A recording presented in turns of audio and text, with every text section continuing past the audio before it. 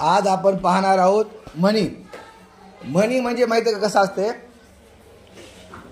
एक छान वाक्य असते बघा, जे वाक्य आपल्याला ऐकायला गोड वाटते, त्याच्यातून अर्थ मात्र कसा असतो बघा, त्याच्यामध्ये एक वेगळा अर्थ लपलेला असतो.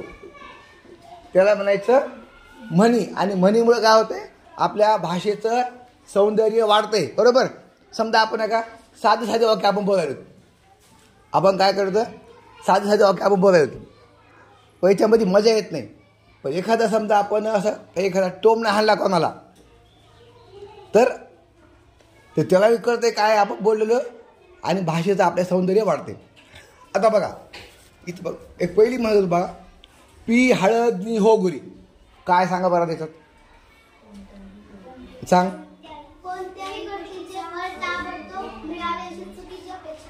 बाळगणे म्हणजे काय, म्हणजे काय. हा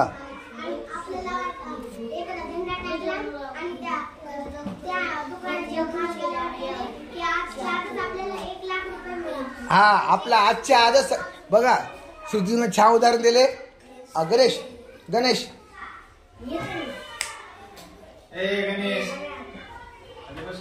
आता बघा, श्रुतीचं उदाहरण खूप छान आहे, जे आपल्या ह्या म्हणीला लागू पडते.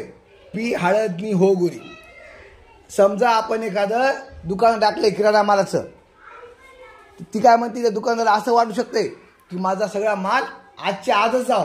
शक्य आहे का रे. लोकांना ते दुकान माहीत व्हायला वेळ लागेल, आणि त्याच्यानंतर हळूहळू दुकान चलन की नाही, आणि मग पुन्हा 1-2 वर्षांनी दुकान छान चलन. म्हणजे इथं त्या माणसाची अशी वृत्ती असू नये की पी हळद नि हो गुरी. आजच हळद खाल्ली. समजा कशी असते हळद माहिती तुम्हाला. समजा आपण काळे असतो ना रंगाने, तर आपण हळद आपल्या अंगाला लावली ना, तर आपण गोरे होतो. हळद खाऊन गोरं नाही, तर लावून गोरं व्हायचं. पण म्हण कशी दिली, पी हळद नि हो गोरी. म्हणजे कोणत्याही गोष्टीचं फळ ताबडतोब मिळावं अशी चुकीची अपेक्षा बाळगणे. समजलं तुम्हाला याचा अर्थ. समजा तूप खाल्लं की रूप येतं, हे तसंच बघा. बरोबर आहे. तूप खाल्लं की माणसाची तब्येत सुधारती. बरोबर आहे.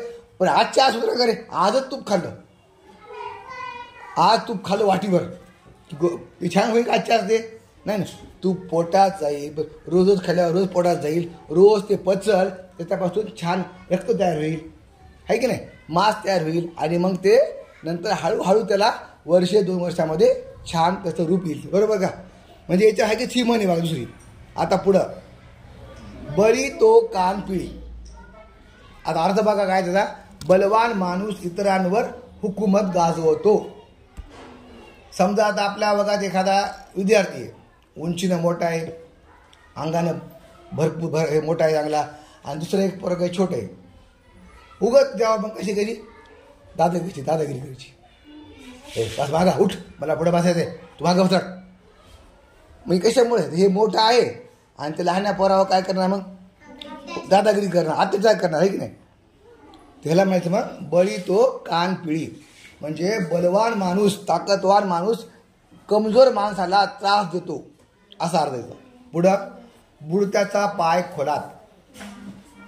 बुडत्याचा पाय खोलात. माणसाची अवनती होऊ लागली म्हणजे ती अनेक बाजूंनी होऊ लागते. आता बघा काय म्हणजे बुडायचं पाय खोलात, काय बघा संबंध बघा काय काय. सांग. इथून सांग. समजा आपल्यावर एखादं संकट आलं, आणि ते झालं की दुसरं संकट आलं, ते झालं की तिसरं पण संकट आलं. तसं त्या म्हणीचा अर्थ आहे. समजा आमच्या इथं पहिल्यांदा पावसाळ्यात आमची बाई पडली पाय राहून, त्याच्यानंतरच त्याच्या पहिले आमची गाईचं वासरू मेलं, त्याच्यानंतर माझी बाई पडली, आणि त्याच्यानंतर आमचा आंबा मोडला. ते आमच्यावर एक तर एक संकट येतच गेले.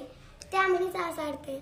याला म्हणायचं बुडत्याचा पाय खोलात. बघा श्रुतीचे उदाहरण तिच्या घरीच घडलं उदाहरण तिच्या. बरोबर. एकामागे एक अशा घटना घडत गेल्या. अगोदर काय झालं, अगोदर गाईचं वासरू मेलं, त्याच्यानंतर तिची आजी पडली, आजीचा पाय मोडला, आणि त्याच्यानंतर त्यांच्या शेतातला आंबा तुटला झाड.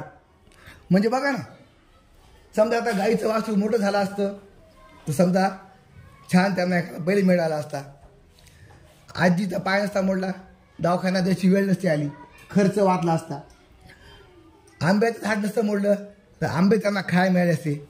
म्हणजे जे जे जिथं जिथं फायदा होणार आहे तिथं तिथं तिथं काय झालं, नुकसान होत गेलं. आणि एकदा नुकसान व्हायला लागलं की ते सगळीकडून होते बघा.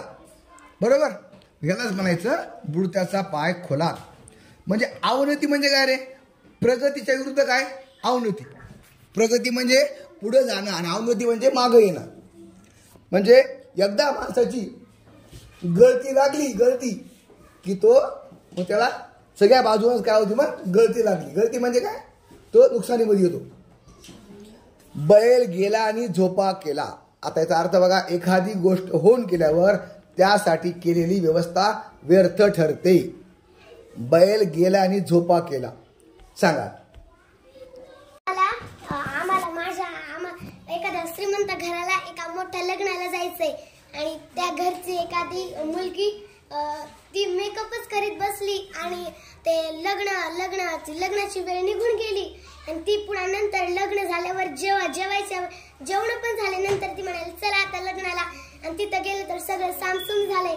मग त्यांचं ते हे झालं, नुकसान झालं. मग ते म्हणजे मेकअप न नुकसान केलं. आता माहिती आहे का, शक्यतो माहिती आहे काय होते, बऱ्याच लग्नामध्ये बघा नवरदेवाचे मित्रमंडळी त्या बँड बाजामध्ये एवढं नाचत येत त्या डीजे मध्ये, बरं का, इतकं नाचत येत त्यांना अक्षरशः लग्नाचं मुहूर्त जवळ आले हे पण त्यांना आठवत नाही. आणि माहिती आहे का, मागं खरंच काय झालं, ती नवरी वैतागून गेली. इकडं लग्नाचा मुहूर्त होतं 12:30, नवरदेव काही येईन आणि नवरदेव तिथं काय झालं, मग त्या मित्रामध्येच नाचत बसला. त्याचे मित्र बी असे झालते बघा, आणि मग तिकडे बसले नाचत ते. आणि इकडे नवरीनं काय केलं, त्यांच्या महागारी दुसऱ्याच पाहुण्यातला एक मुलगा पसंत केला आणि लग्न लावलं. बघा आता मग बैल गेला आणि झोपा केला. आता एखादी गोष्ट होऊन केल्यावर त्यासाठी केलेली व्यवस्था, आणि मग पुन्हा ते मुलगा आला, बाबा तुमचा पाया पडतो मला असं करू नका, वेळ निघून गेली. दुसरं उदाहरण, आता तुम्हाला वर्षभर तुम्हाला संधी आहे. जे मागच्या वर्षी मुलं 5वीला होते त्यांनी त्यांच्या परीनं त्याचं सोनं केलं. म्हणजे तुम्हाला आता संधी आहे तुमच्या जीवनामध्ये. बघा, नवोदय हे एकदाच येणार आहे आणि ते आता आलेलं आहे, वेळ आलेली आहे. तुम्हाला त्या संधीचं सोनं करायची वेळ तुमच्या हातामध्ये आहे. एकदा का परीक्षा होऊन गेली, एकदा परीक्षा होऊन गेल्याच्या बाद तुम्हाला परत पुन्हा संधी मिळणार आहे नाही. नवोदयची संधी पुन्हा येणार आहे, पण ती जे मुलं आज 4थीला आहेत त्यांना येणार आहे. तुम्हाला येईल का पुन्हा परत ती नाही. म्हणून तुम्हाला अभ्यास बी आताच करायचा आहे आणि छान पण आता वागायचं. तुम्हाला बोलाचाच भात आणि बोलाचीच कडी. ह्या वर्षी एखादी मुलगी आणि ती नुसतं बडबडच करायची की मी ह्या वर्षी एवढा अभ्यास करेन, दिन रात कष्ट करेन आणि नवोदयला स्कॉलरशिपला सगळ्या परीक्षांना लागेल. बघा, सगळ्या परीक्षांना लागेल आणि ती काहीच करेना. नुसतं उदाहरण हे म्हणते मी घरी गेल्यावर नुसतं बडबड करते, मी घरी गेल्यावर अभ्यासाला लागते की 9-10 वाजेपर्यंत अभ्यास करते, पण ती नुसतं खेळत राहते, लगेच झोपती. नुसतं हे म्हणजे बोलाचीच कडी आणि बोलाचाच भात. बरोबर, म्हणजे नुसतं आज घरी गेलो का मी जे बसणार अभ्यासाला, घरी गेलं की इसरून जायचं, खेळायचं. आल्या मैत्रीण आवाज दिला, ए राणी चल खेळायला, की गेली बाई खेळा राणी. सकाळी उठते म्हणली आज आराम वाजवतो, परेशान मोबाईलचा, सकाळी उठत नाही. म्हणजे काहीच अर्थ नाही त्याला, नुसतं म्हणायचं आणि करायचं काहीच नाही. याला म्हणायचं बोलाचाच भात आणि बोलाचीच कडी, नुसतं तोंडीच फक्त. पुढं, भुकेला कोंडा आणि निजेला धोंडा, तातडीची गरज निर्माण झाल्यावर असेल त्या साधनाने ती भागवणे. बघा, भुकेला कोंडा आणि निजेला धोंडा. सांगा.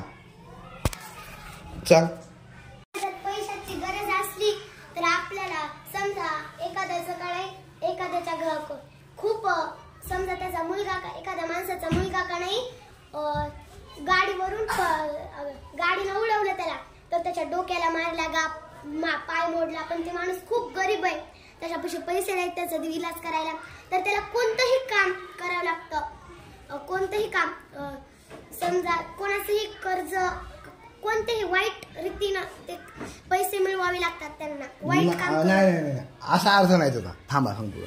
समजा तुम्हाला शिक्षकांनी असं सांगितलंय की चला वहीमध्ये वर्तुळ काढा.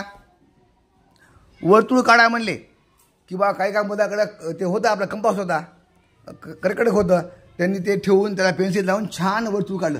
पण काही काय मुलाकडे कंपास नाही कर्कटक नाही, मग त्यांनी काय केलं, त्यांनी आपली बांगडी काढली, बांगडी ठेवली त्याच्यावर कागदावर आणि वर्तुळ काढलं.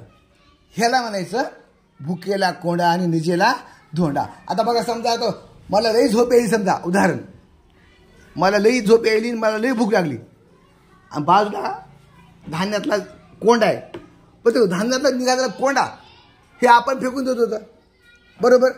म्हणजे ज्वारीच्या वर ट्रपल असं ट्रपल म्हणजे काय कोंडा. आणि माहिती आहे का डॉक्टर काय म्हणत होतं, त्या ट्रपलामध्येच विटॅमिन जास्त असतात, त्याच्यातच जास्त असते. मग ते समजा आपण तोच त्या म्हणून खात नाहीत, पण ते आपण खाऊ घालतो गाईला म्हशीला, आहे की नाही. पण जर आता घरात धान्यच नाही, तुम्हाला आज भूक लागली, काय करणार तुम्ही. काहीतरी कसं माहिती आहे का, तुम्हाला जगायचं, तुम्हाला ही गोष्ट इथं नाही आपल्या गावात नाही. समजा तुम्ही जंगलात गेले तुम्हाला तिथं आता खूप झोप यायची तुम्हाला, समजा काय करणार तुम्ही,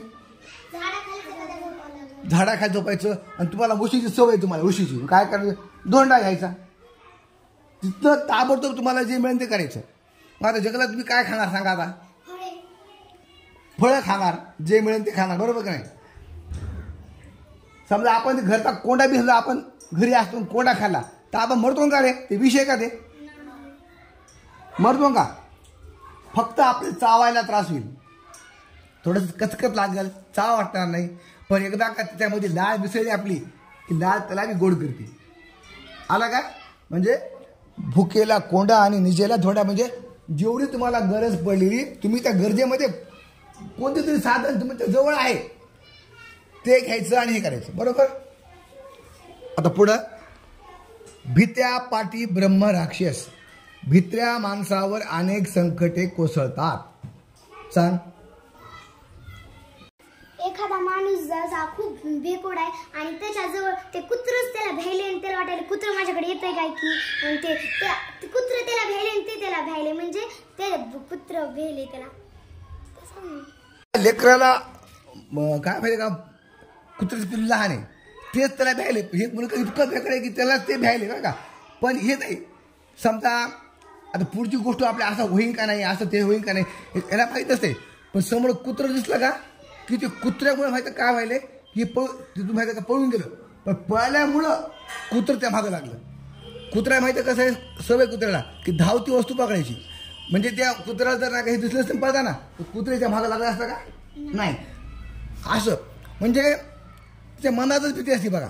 आता समजा एखाद्या लेकराने समजा अभ्यास केला नाही, सर मारतात काय की, पण सरच्या माहिती सरने अभ्यास द्यायला का नाही हे सरला काही कधी माहिती नसते. सुद्धा सरच्या मनामध्ये काहीच नसते, पण तिच्या मनातच भीती असते, बाबा आता सर मला मारते. आलं कशात. आणि मग आता माहिती कसं होते की मग त्याला समजा मग कोणी आलं शाळेमध्ये, तिच्या मनात भीती कोणती तिच्या की सर मला मारते, पण त्या सरनं मारलंच नाही त्याला दुसऱ्या पोराने धप्प मग बुक्का मारला. असे अनेक संकट त्याच्यावर येतात. त्याला म्हणायचं भित्या पाठी ब्रह्म राक्षस. भरवशाच्या म्हशीला टोनगा, ज्याच्याकडून खात्रीने अपेक्षा करावी त्याच्याकडून अपेक्षा भंग होणे. समजा मला वाटलं की आता साहेब आले पुढं आणि श्रुती आपली छान उत्तर देईल आणि माहिती आहे का त्या दिवशी श्रुती शाळेत आलीच नाही. मग मला प्रश्न पडला आता काय करावा. आपली हुशार पोरगी चालली नाही, आपली शिवानी चालली नाही, म्हणजे ह्याला काय म्हणायचं मग भरवशाच्या म्हशीला टोनगा. म्हणजे जी व्यक्ती आपल्या अपेक्षा होती ती मुलगी येईल छान उत्तर देईल आणि ते मुलीला सुद्धा असता पण ती आजारी घरीच आहे. सांग. म्हणजे जर सरला वाटलं की मी नवोदयाला लागल आणि मी काहीच अभ्यास केला नाही, नवोदयालाच लागले नाही, मग सरची बिनकामाची अपेक्षा. म्हणजे बघा हा, म्हणजे सरला तिचा भरोसा होता समजा आणि तिला अभ्यासच केला. ह्याला बी काय म्हणते आपल्याला भरोशाच्या म्हशीला टोनगा. भीक नको पण कुत्रा आवर, ज्याच्याकडे मदतीच्या अपेक्षेने जावे त्याच्याकडून मदत न मिळता उलट संकट ओढवणे. आपण एखादं कुत्र पाळलं आपल्या घराच्या रक्षणासाठी आणि आणलं घराच्या रक्षणासाठी, पण आपल्याला रात्री काहीतरी प्रॉब्लेम म्हणजे कुठेतरी जायचं पडलं, मग आपण गडबडीने घराच्या बाहेर निघालो की त्या कुत्र्याला वाटलं चोरस आला काही की त्या कुत्र्यानं का नाही त्याच्या मालकालाच चावलं. म्हणजे आता पुढे बघा, समजा आपल्या घरी बघा दारा येतात ना, भिकारी लोक येतात दारा आपल्या भीक मागायला. कसं आहे काय, भिकाऱ्याच्या अंगावरचे कपडे बघून नाही काय त्यांना कुत्रे भुंकतात बघा जनरली. हा ते मग पाहिल्या बघा, त्याला आपल्याकडून रुपये मिळेल, 10 रुपये मिळेल ह्या अपेक्षेनं तो आपल्याकडे आलेला आहे, पण त्याला ते पैसे मिळायचं लांबच आहे. उलट कुत्रच चावतं काही की भीती बसली, आणि शेवटी तर काय म्हणे मला करा बाबा की मला भीक नको तुमची काहीच, पण तुमचं कुत्रा हवा ना बाबा. जर कुत्रं चावलं तर मला नर्सिंग घ्यावं लागेल, आहे की नाही.